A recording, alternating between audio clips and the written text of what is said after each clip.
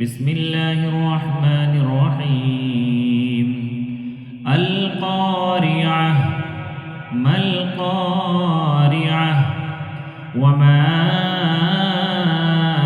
أدراك ما القارعة